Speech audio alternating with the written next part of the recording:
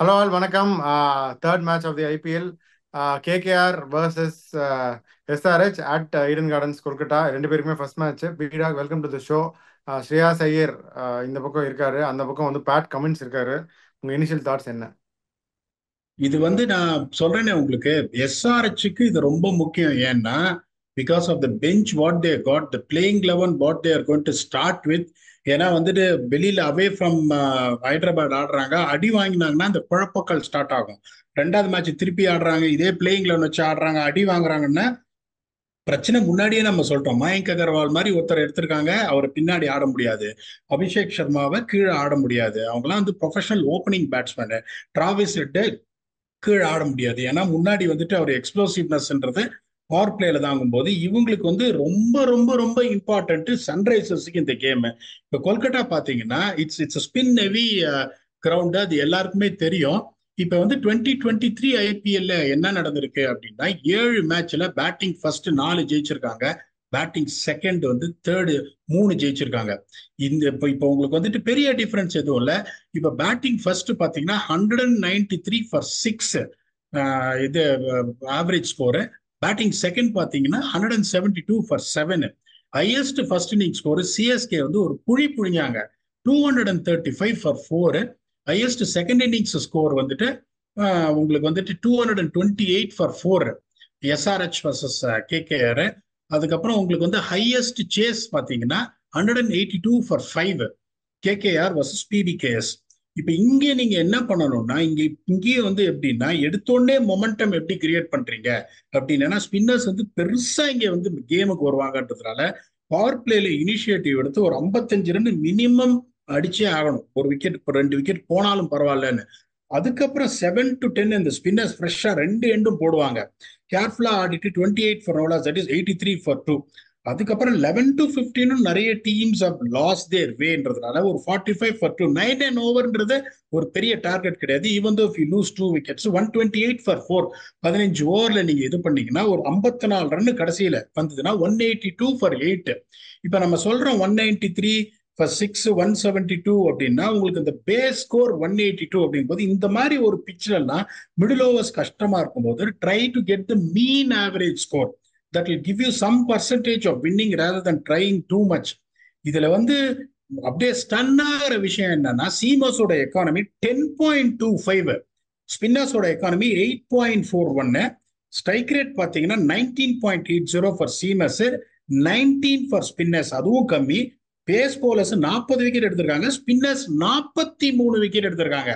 இந்த ஐபிஎல் வென்யூலயே economy, strike rate, number of wickets எல்லாத்துலயும் டாப்பா இருக்கிற ஒரு வென்யூ ஃபார் ஸ்பின்னர்ஸ்னா கொல்கட்டா தான். அதனால உங்களுக்கு that is the only reason they always try. அவங்களோட காம்பினேஷன் தெரியும், ஒரு மிஸ்ட்ரி ஸ்பின்னரு, 2 மிஸ்ட்ரி ஸ்பின்னரு, அதுக்கப்புறம் ஒரு லெக் ஸ்பின்னரு, இப்படி வச்சுதான் அவங்க அடிப்பாங்க. அப்படிங்கும் போது இப்ப இவங்க எப்படி போவாங்க பிளேயிங் லெவன் அப்படின்னா, இப்ப உங்களுக்கு Travis head is going to open with Abhishek Sharma and Tripathi will be 3, Markram will be 4, Klaasen will be 5. I'm expecting Shahbaz Ahmed, the all-rounder who can also bowl left-arm spin at 6. Another all-rounder who can bowl off-spin batting left-handed, Washington Sundar at 7. And Pat Cummins also costs, you can call him as an all-rounder at 8. 9 is going to be the seasoned Bhuvneshwar Kumar, followed by Natarajan, who's going to be the death specialist. 11 is going to be the Umran Malik. இவங்களோட சப்பு பாத்தீங்கன்னா it is going to be Abdul Samad. ஏன்னா இப்ப இவங்க மயங்க் அகர்வாலை எடுத்துன்னு வந்தாங்கன்னா Mayank அகர்வால number 3 ஆடணும் impact சப்பா. மயங்க் அகர்வால் தாக்கப்பட்டார் இல்ல இப்போ அன்பார்ச்சுனேட்லி இப்ப நான் என்ன சொல்றேன், நான் திருப்பி திருப்பி சொல்றேன். இப்ப நான் அந்த திங்க் டேங்க்ல உட்காந்துருந்தேன்னா டிராவிஸ் ஹெட்டை எடுத்திருக்கவே மாட்டேன். With the experience of Mayank Agarwal, even though he is going through the low scores in domestic, அதுதானே சார் தோனி சார் பண்றாரு. கவலையே பட மாட்டார். ஒரு daddy army, grand daddy army, அப்படி இப்படின்றாங்க. அவர் அதை பத்தி எதுவுமே கவலைப்படுறது இல்ல. ஏன்னா he knows that nothing can substitute experienceன்றதுனால இப்ப மயங்க் அகர்வாலை நீங்க இம்பாக்ட் சபா எடுத்துனீங்க நம்பர் 3 ஆடணும். That pushes Tripathi to 4, Markram to 5, Klaasen to 6. கிளாசன்லாம் நீங்க நம்பர் 6 இறக்குற மாதிரி பண்ற ஒரு வேஸ்ட் எதுவுமே கிடையாது.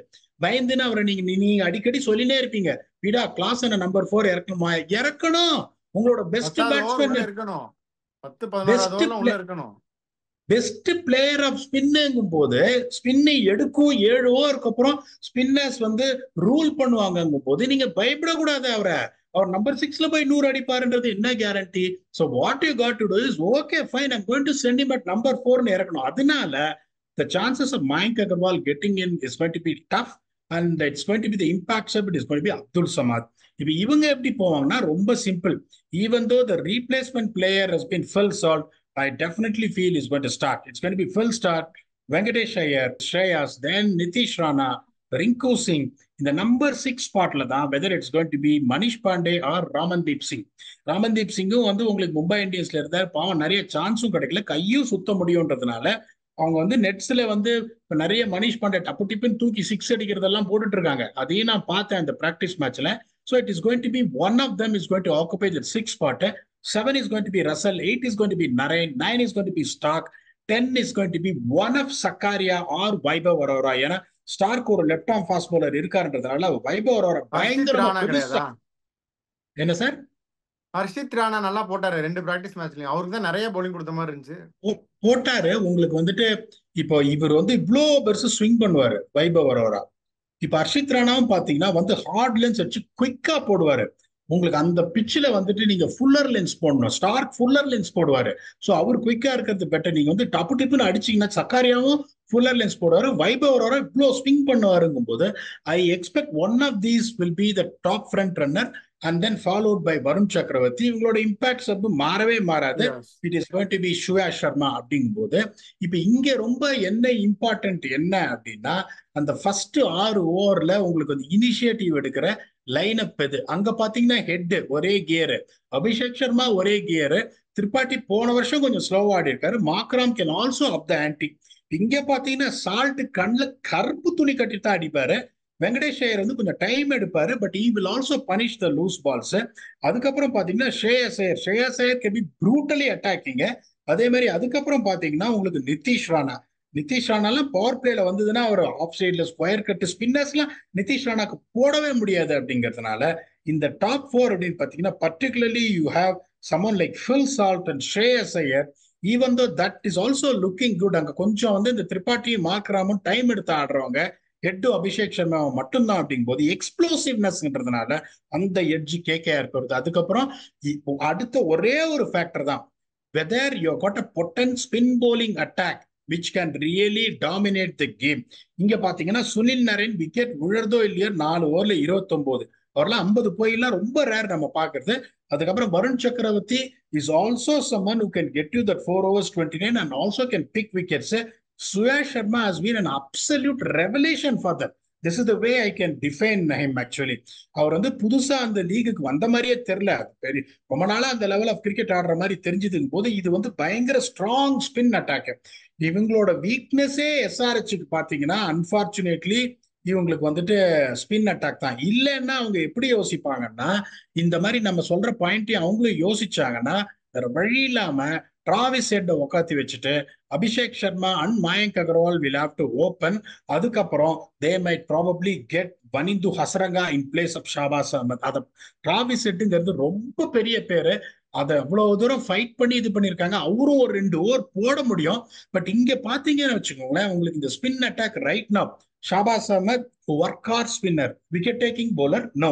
Washington Sundar workhorse bowler, wicket taking option. Klaasen can Markram can bowl 2 overs, is he a wicket taking bowler? No.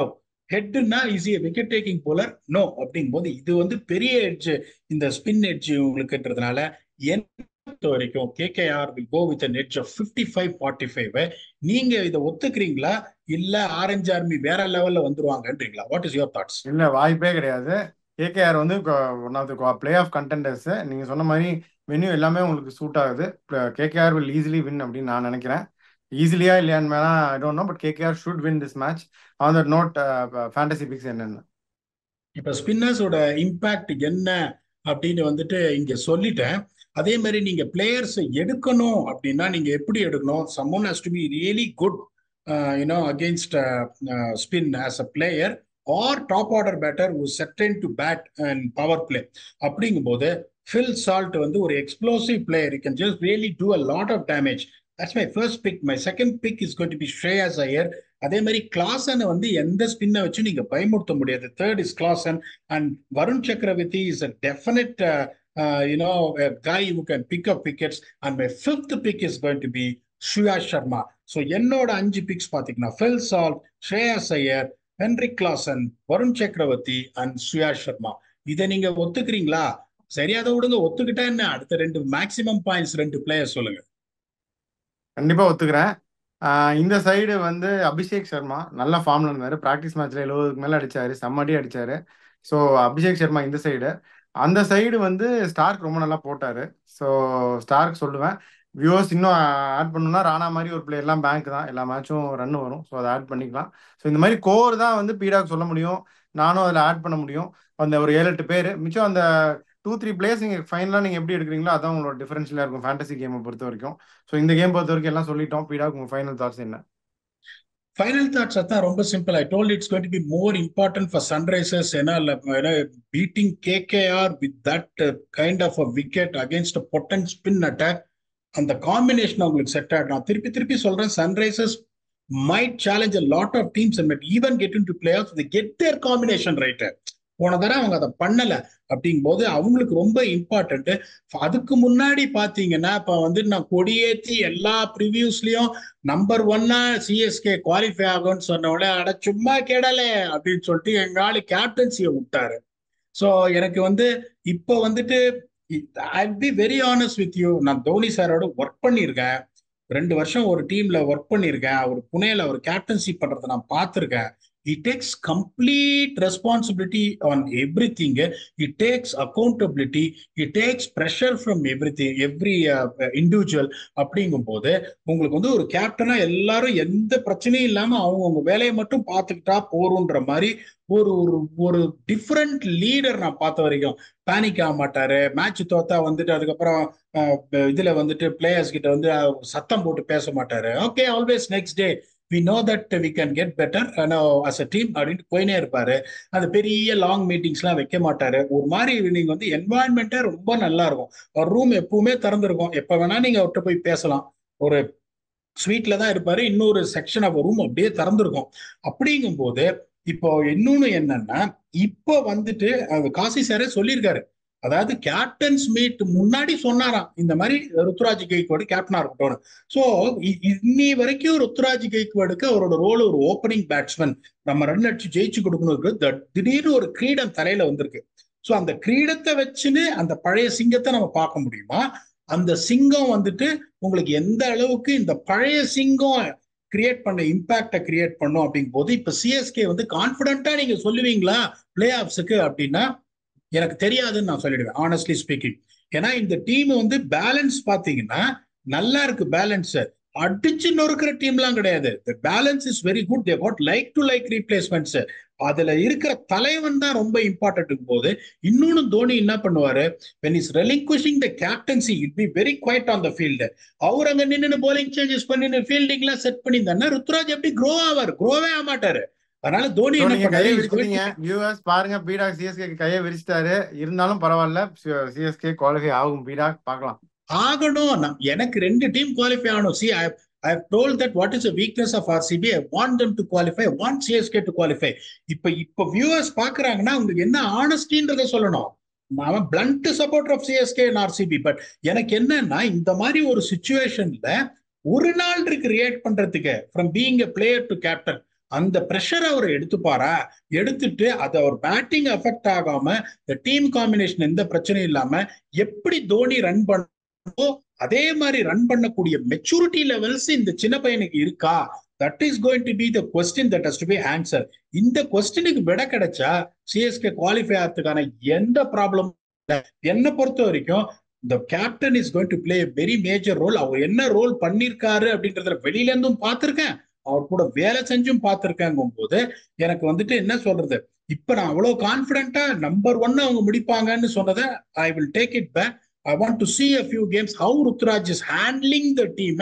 அதுக்கப்புறம் வந்துட்டு we can make our comments on how is it going. But even though as a supporter I still feel sir சொல்ற மாதிரி நாங்க 2 பேரும் with CSK will get into playoffs. நான் ஒரு சில points உங்ககிட்ட சொல்றேன் சார், அந்த கிரிக்கெட் ஆங்கிள், அந்த captaincy pressure and all this, இது நீங்க ஒத்துக்கிறீங்களா? அதெல்லாம் ஒண்ணும் இல்லை, பேடாகலாம் ஸ்மூத்தா போகுன்றீங்களா?